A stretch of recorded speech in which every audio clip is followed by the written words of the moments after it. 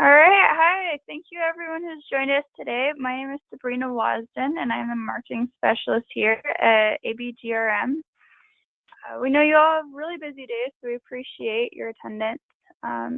Today, I will be handing the time over to Christopher Barlow. He's the managing director of KnowHow 401k, which is also, our sales champion program. Chris is a coach and consultant who assists financial advisors to grow and improve their 401k business. All right, Chris, I'm going to hand it over to you. Thank you very much, Sabrina. And Sabrina said, we very much appreciate your time that you're spending with us. Will be as effective as possible, give you a great return on your investment. In addition to Sabrina, you got a great crew at ABG, Rocky Mountain, Fran Mulgrew and Sean Oram.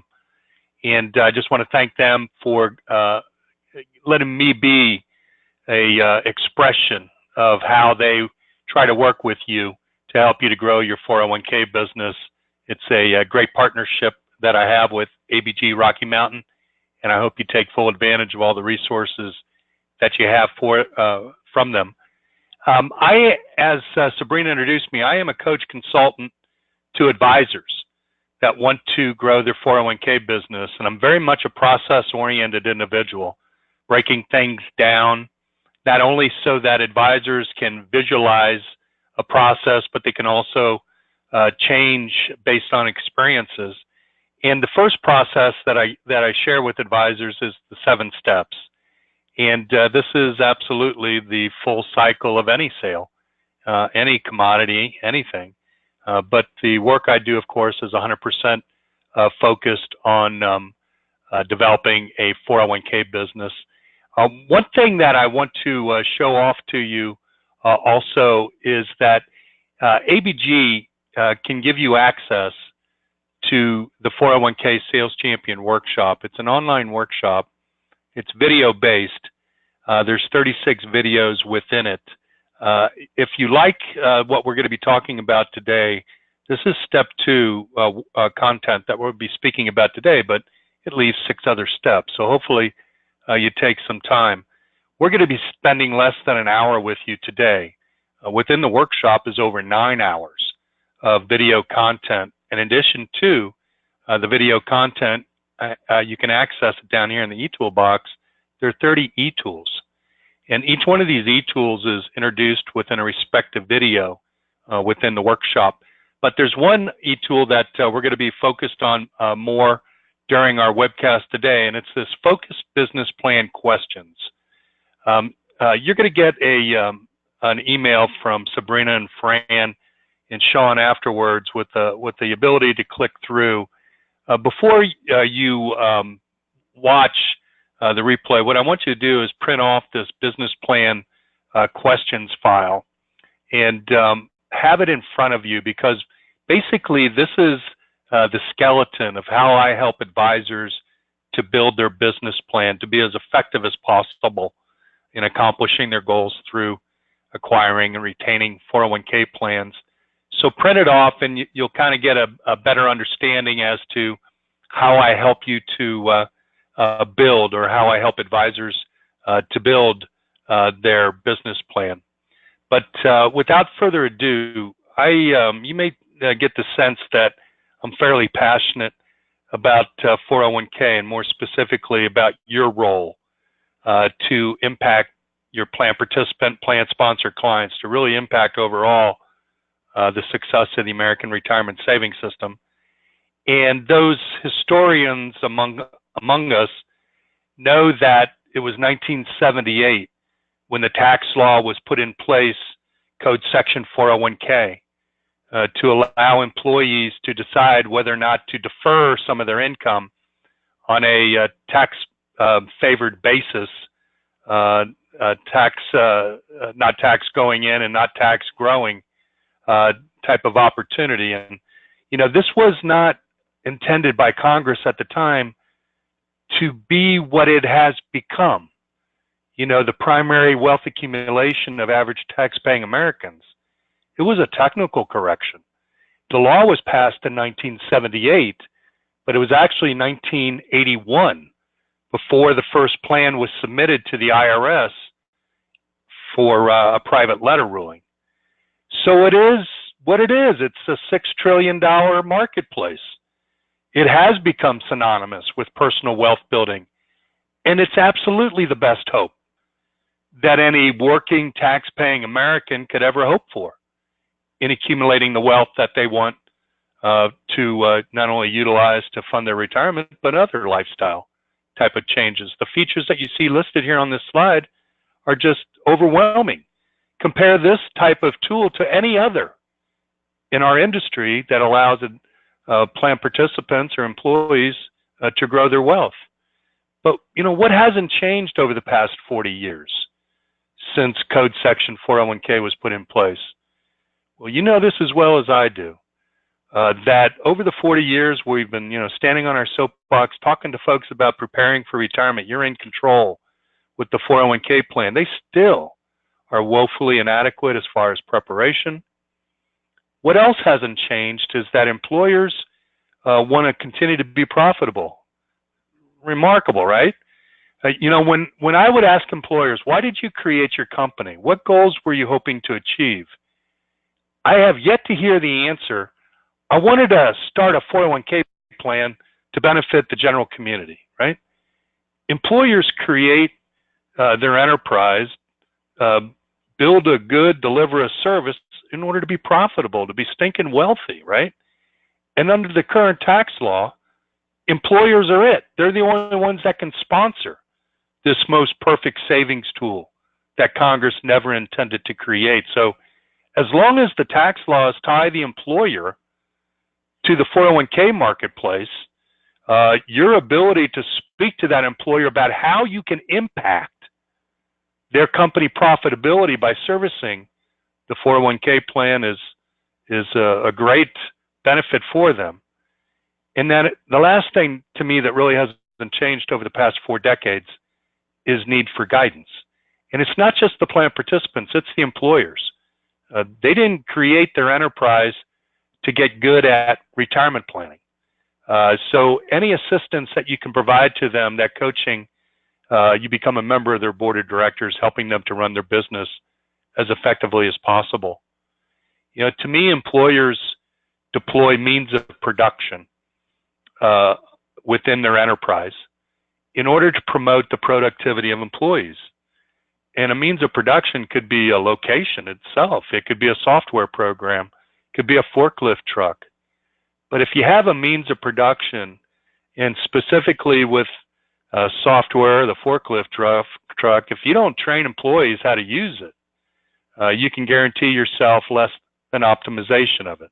In fact, with the forklift truck, you might have forks in the side of a semi.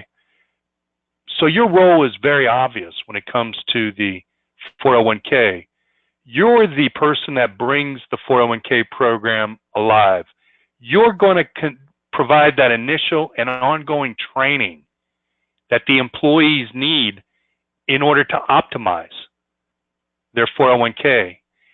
And you've seen the studies as well as I have that if you have a satisfied workforce and they're not thinking about their bad financial position, if they're thinking good about their finances, then they have more time to think about getting good at their job. And that's what they do. Your benefits of serving what I consider to be the most perfect business for any financial advisor, it's overwhelming. Annuitizing your compensation, incubating your future clientele. You're creating an atmosphere through your coaching and teaching of plan sponsor, plan participants, creating that relationship which leads to ancillary business opportunities. Some of the best advisors that serve 401k plans brought their first 401k plan in line because they were tired of losing their top individual clients to advisors that were serving the company 401k plan. So it's defending top individual clients. And to a person, top advisors will tell you, serving the 401k market allows them to effectively give back to their community, that they can speak in front of groups of employees that otherwise the advisor may not be able to afford to spend a whole lot of time with. So it's a great opportunity for you. It's perfect. and your role is ideal. You're the conduit. You're the person, the puzzle piece between the goals the employer, the company's trying to achieve through the 401k program, and providers like ABG Rocky Mountain that provide the solutions, the wherewithal to have the mechanism in place to help employers achieve their goals, all being overseen by you. So I got a great job. I work with advisors, individual advisors throughout the day. And what we do is we first of all build a plan so that we get the most out of each other's time. And by building a plan, I help the advisors that I work with to really overcome these common errors that I see advisors commit day in and day out in their pursuit of 401k. Bad expectations, and that's not uncommon. If you're a salesperson, you're probably a glass is half full person, right? An optimist. You're facing plenty of people saying no to you. You got to, pick yourself up, brush yourself off, and get right back to it. The second common error is just they give up. They think things should have happened by now. They're not happening fast enough, right? Lack of persistent acquisition process and monitoring. They don't have a message. Too many advisors compete on fees, features, and fiduciary fear. Those are all relevant issues, but employers don't think about that. They want to know how this plan can help them promote the long-term viability of their company. And then really just lack of follow-through. The basic type of reasons why things don't get done is they really don't pick up the ball and run with it. So to me, of the 7 steps, step 2 planning is the most important because it really pays homage. It's a great gift you give to yourself. It pays homage to how precious your time is. Because when you're done with your plan, you know what you need to be doing every day, the minimal amount of time in order to move your business forward and accomplish your goals. And one of the great gifts that your plan gives to you is to help you to get your message down, to answer the why you question. Because when you initiate that first conversation with the decision maker at one of your target plans, I'm here to tell you, they're not going to treat you any differently than they have the hundreds of advisors that have tried to contact them before. That first question subconsciously pops into their mind, why you? Why are you different than the current advisor I have? Why are you different than the hundreds of advisors that want what the current advisor currently has out there? So by writing down your goals and your activities, I absolutely believe that you're giving yourself a great time to be as, straightforward as possible between 2 points, right? Straight line, to be as efficient with your time as possible to achieve your goals. One advisor put it to me so well that it's the title of the slide. To me, it was about the advisor wanted to spend the time to generate the revenue that allowed him to spend the time the way he wants to. So he wanted to build a plan to generate that time, be as effective as possible. I talk to advisors, like I just said, throughout the day. I have my initial meetings with them and I ask them right up front, do you have a plan? And I think what the vast majority of advisors reply. And my reply back to them is, how much quicker could you have achieved the level of success you have now if you wrote down your goals, determined what was necessary to achieve them, and persistently executed and monitored your progress?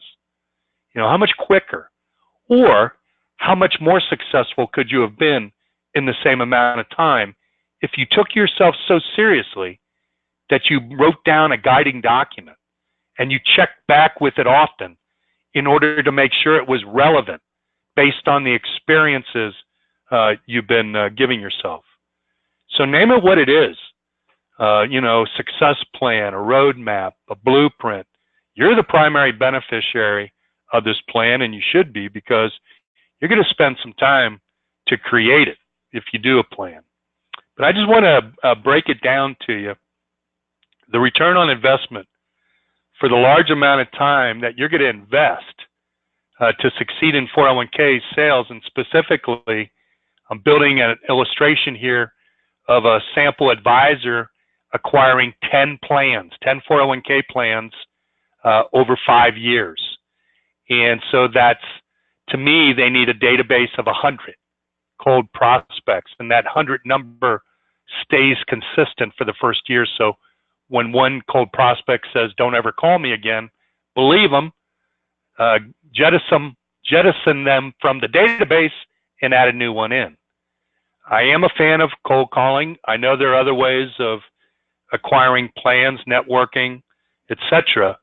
But I think cold calling is a very efficient way of doing it. So I'm broken it down here in this illustration for you.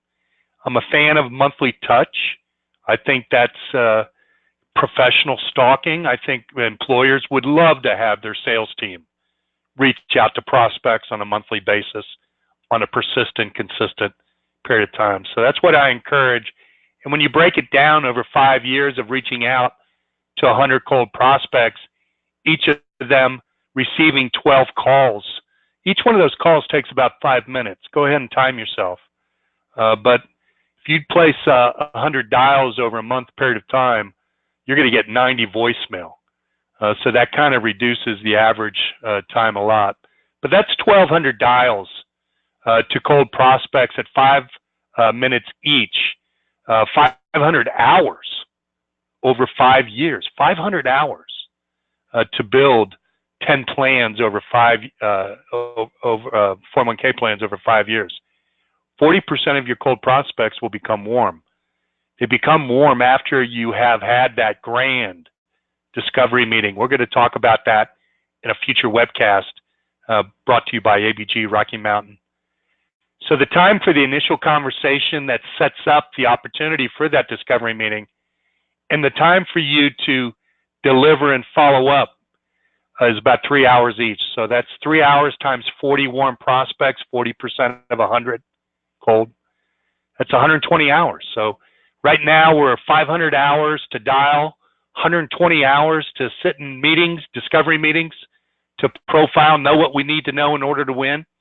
Half of those warm prospects are going to ask you for a proposal and a follow-up sales presentation.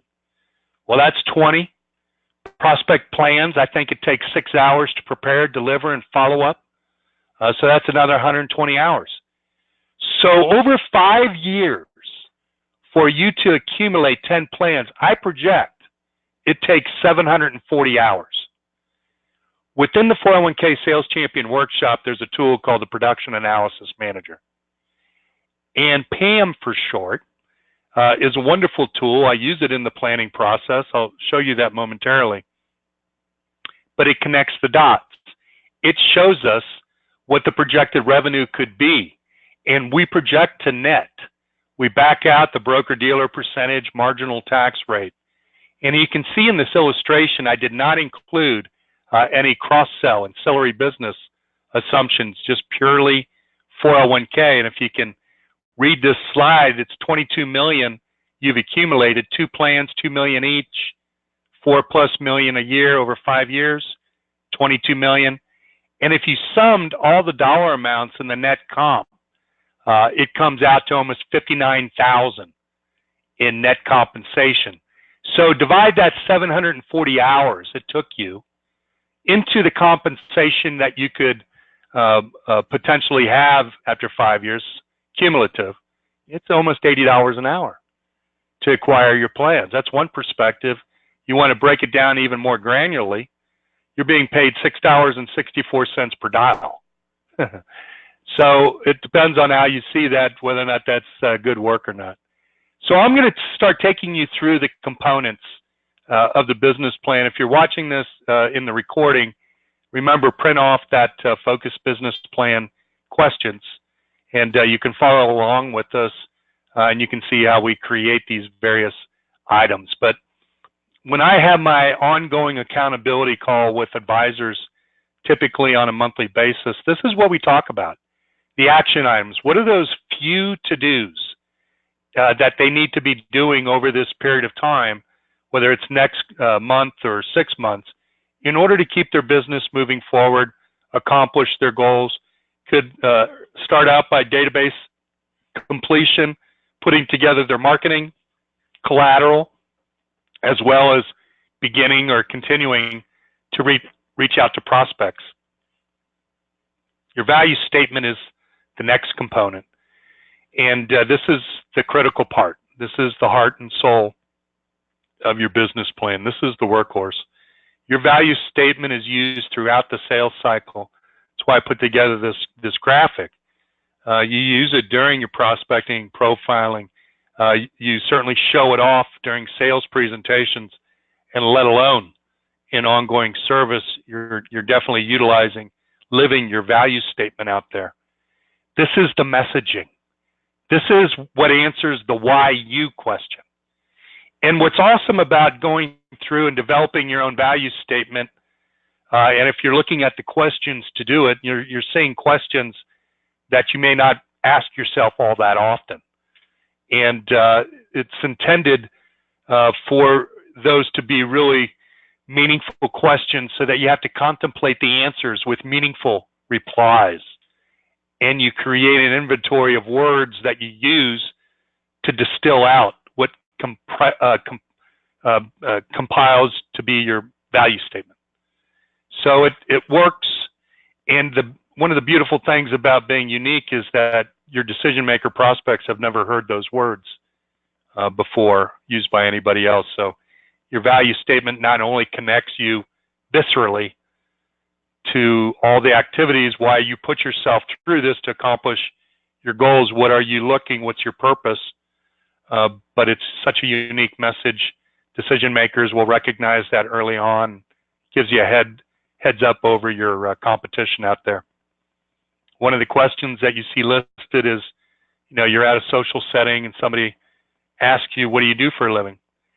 I asked that question of an advisor down in Dallas one time, and he paused and he said, oh, it's real simple, Chris. I tell him I'm the chief retirement officer of several local companies. And man, I paused. I was just thinking to myself, that is just genius, because value statements should cause a reaction by the listener. Not only, hey, that's a unique message, but man, that's really interesting. Tell me more. I'm familiar with the C-level type of responsibilities within an organization, my organization. Tell me what a chief retirement officer does. And that's what you want. You want the listener to say, tell me more. Of course, the advisor was ready to go, saying, like any other C-level, I work with the owner to define goals, define the activities to achieve those goals, execute those activities, and then monitor and report back to the employer for any improvements. When the advisor was done telling me what he answers when posed the question, what do you do for a living? He said, and make sure, Chris, you don't tell anybody else what my answer is. I'd like to keep that to myself. And I said, no worries. I'm like a vault. The next component I want to talk to you about is description of a target. I was talking to an advisor earlier today, and we were talking about his activities. I said, so tell me about your database. I go, how big is your database? He said, proudly, 17,000. I'm like, oh, I want you to get down to a couple hundred. You can't be everything to everyone. And what's most important about marketing is, especially if you don't have a lot of relationships, is you need to work towards creating a relationship, and you can't do that with 17,000. It's going to take you 5 years to get through a 17,000 lead database. And things can change at an employer in 5 years, so they're not going to remember your original message. Remember what I said earlier, I want you to be able to cycle through your database monthly. So ultimately, the size of your database is going to be commensurate with your goals, as well as time. How much time do you have? But starting out and defining, what does a target look like? Who do I want to be everything to? What do I want my book to look like in 5 years is a great gift you can give to yourself. Be choosy. Look at the industries, number of employees, years in business, number of locations. As more finite you can describe your target, the better you can be to populate your database and be as effective as possible being connected to your prospects. So it allows you also to monitor your progress, to be real with yourself. And if you're a member of a team, and either you need to manage an individual that's making the prospecting activity, or you're the one and you need to report back to a manager, having both of you on the same page as far as prospect enhancement or evolution, that's awesome. But you can monitor your activity, hold yourself accountable, as well as report to others or hold others accountable. I like advisors just to adopt my standard definition of a cold, qualified appointment candidate, warm and hot. And then as they experience, they can whittle down or expand these definitions based upon the experiences that they're having. Goals is the next area that is addressed. And what's interesting to me about the goal area, it's the most difficult for advisors to complete. And what's interesting to me about that is that within the first 10 minutes of the initial conversation that you have with an individual new client, either you're asking the question or they're coming out stating, this is what I need help with. This is the goal I'm trying to accomplish. So I think it's almost like Dr. Heal Thyself. But goals are why you do what you do. You got to define them. You got to own them. They're personal. You have the understanding that nothing's going to get in your way to achieve your goals out there. And in achieving your goal, the sense of accomplishment, that you broke through comfort levels, that you persevered, sets you up for future goal accomplishment as well. Goals have to be meaningful and specific. When that individual client approaches you, they say, I want to accumulate for retirement. I want to send a child to college. I want to send mom and dad to Paris for their 50th anniversary. It's very meaningful, specific. They can visualize it. Do the same for yourself. And the ability to use the production analysis manager to connect the dots. Once we have the plan where you've defined the target prospect, and we now have the goals, part of that target prospect, what's the average AUM, assets under management? So we can now start to reverse engineer to help you to understand what's the ultimate size of the database that needs to be. But when you're done producing your PAM worksheet, copy and paste it right between the goals and activities component of your business plan. Because as I said earlier, PAM connects the dots. It tells you, you have verified that if you execute these activities, you can accomplish these goals. That's what it comes down to. So there's two types of activities out there, the next component I want to talk to you about. And through this graphic, you can see that there's getting plans and there's keeping plans. And there's going to be a ceiling to the activities to acquire plans. Either you're going to get the plan or you're not. But the graphic shows you the open-ended nature of retention. My hope is that you have your plans throughout your entire career. That's how you accomplish your goals. So within your business plan, you're defining both your acquisition and your retention activities. So list out those acquisition activities. Within the e-toolbox of the workshop is a listing of various acquisition activities you might want to consider.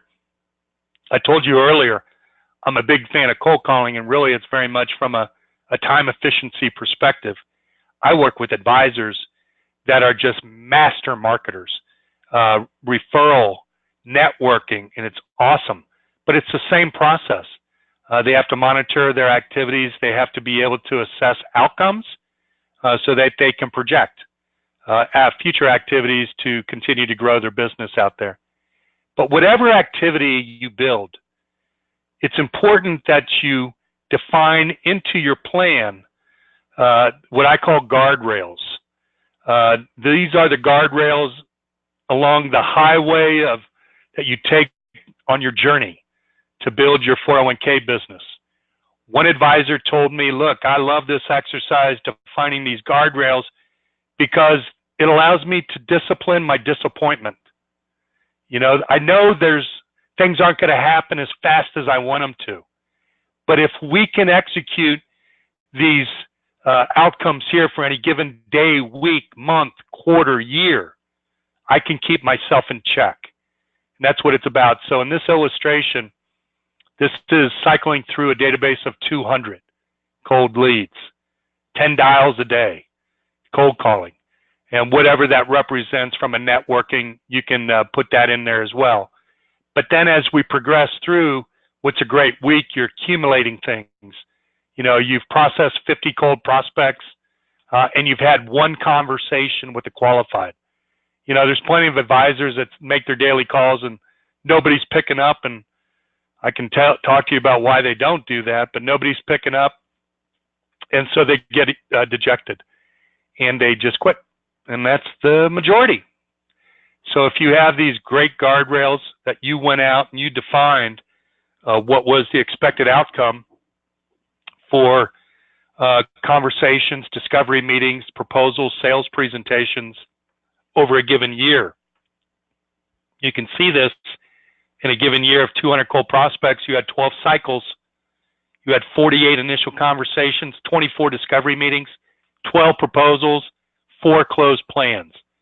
So that's how you defined what your expectations should be based on the accumulation of your daily activities out there.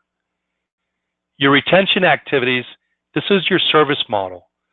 And your service model not only supports the retention of your plans, but your service model can help you close plans. Because when you show your service model, and I meant to say that, you're going to do something that the vast majority of advisors haven't even dreamt of, let alone the current advisor to these plans. I'm going to show that to you here momentarily.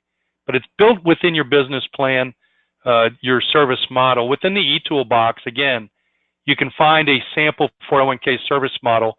You'll find it in step 6, implementation service. But this is why they took your call. This is why they allowed your network partner to refer you in. Something's wrong, and it's going to be the majority of the time service. I mean, when the markets are down, the tide is down for all ships, you know what I mean? And when the market's up, tide's up for all ships. So investment performance is not one that usually triggers.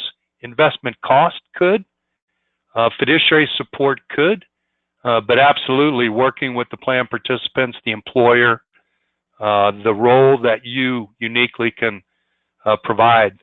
That's what it's about. That's going to be the number one reason why you're allowed in. Services, you've been developing it through your plan.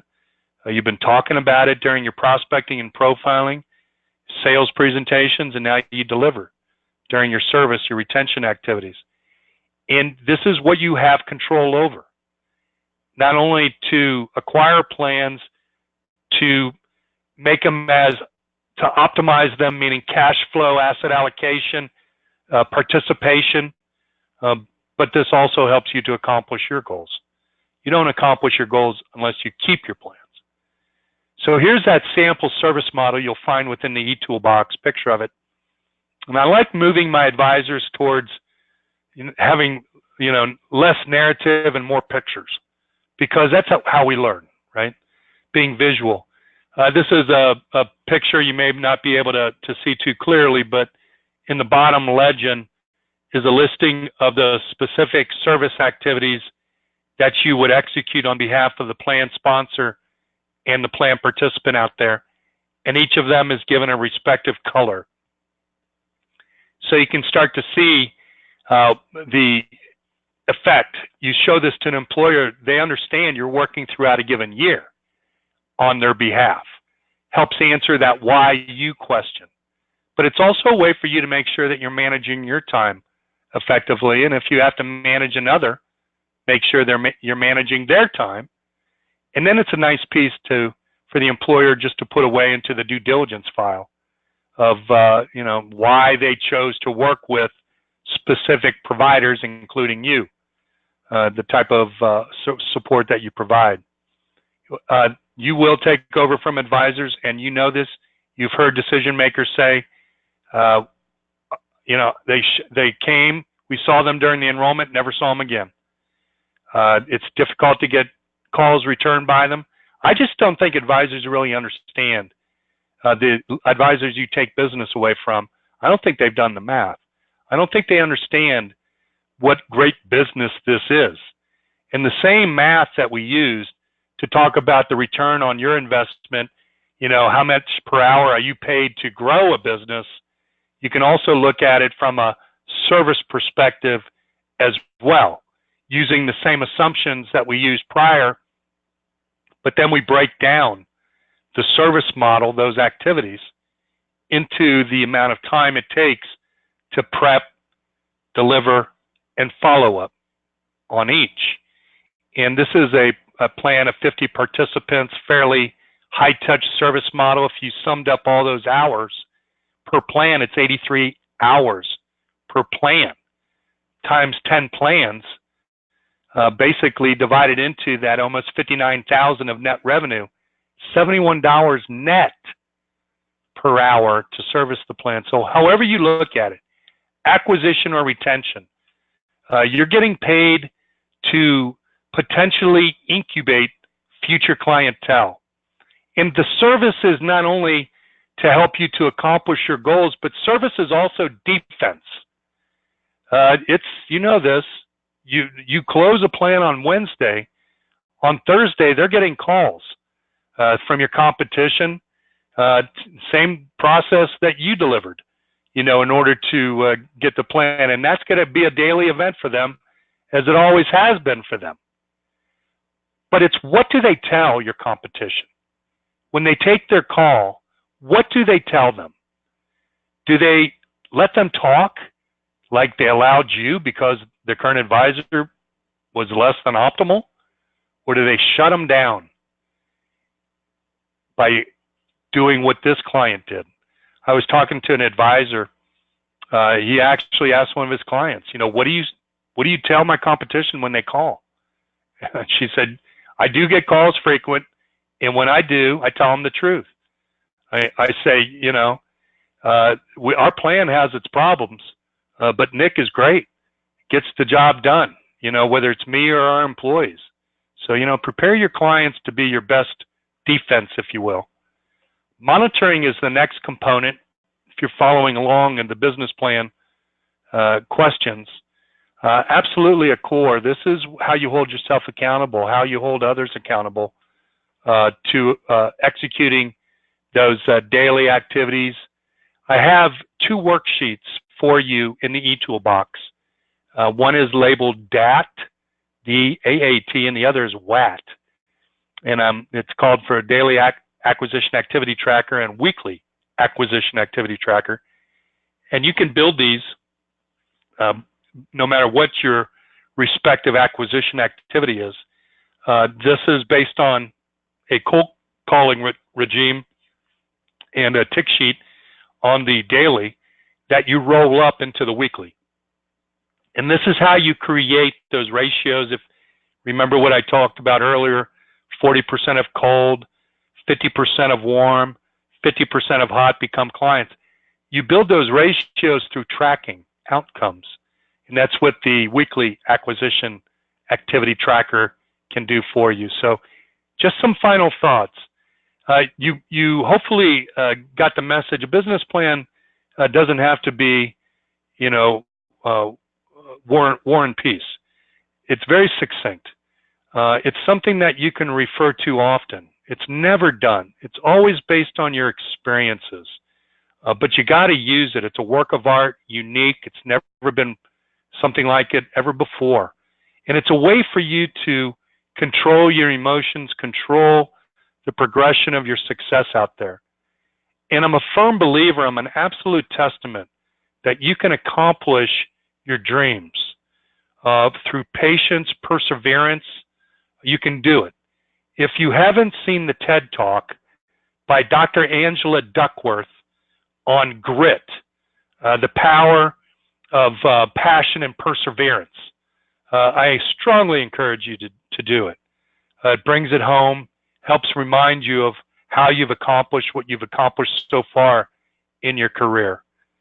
It's your 401k plan, though, that business plan, that is a great ally of yours. Gives you the confidence to make that first call, gives you the confidence after referring in to what your expectations for that call should have been, and to help you to prepare to answer that why you question that the decision maker is ultimately going to want you to answer. It prepares you. It gives you a manual to look back on, something that you can have an ongoing exercise with to refresh based upon the experiences you're providing to yourself. So just believe, execute, and achieve. And Sabrina and Fran and Sean, they can give you access to the 401k Sales Champion Workshop. And I strongly encourage you to ask them to give you access to the workshop. As I said, it is video-based. There's 9 hours of video content within the workshop. And then the e-toolbox down here in the lower left-hand corner, there's the DAT and the WAT. Here's the focused business plan questions. Here's the PAM worksheet that you can click through and change all the white shaded areas for your projected 401k acquisition as well as ancillary individual. A couple other tools that I just want to show off to you is this first one, this profiling menu. It has the prospecting process, you know, from the interaction with the receptionist through the opening question, managing objections, setting up the discovery meeting, and executing the discovery meeting. So it's in a flip book type of program. Be curious about that. Click through to it when you first get online. And then, if you like what you've seen in this webcast, I want you to take the next step and click through this business plan workbook. It goes into more detail, how you can build a plan, different thoughts than I've communicated to you today as well. So hopefully a very good use of your time. So I appreciate again the opportunity to speak with you today. And if I can be of service to you, feel free to reach out. In the workshop, you can click the contact your coach button and immediately send an email to me, and we'll begin a conversation. Otherwise, look to Sabrina and Fran and Sean to be the conduit to get me in touch with you. With that, Sabrina, I'm going to turn it over to you for closing comments. Perfect. Thank you so much, Chris. All right, and thank you to everyone who came and attended today. If you want to go back and watch through it, or if you happen to miss it, we're going to go ahead and post it on social media, and we'll email it out to all the attendees today. If you're interested in getting access to the Sales Champion program, then you can go ahead and email Fran Mulgrew. Her email address is fran@abgrm.com, and that's on our website as well under the Sales Champion section. So thank you so much, and we appreciate your time, and have a great day.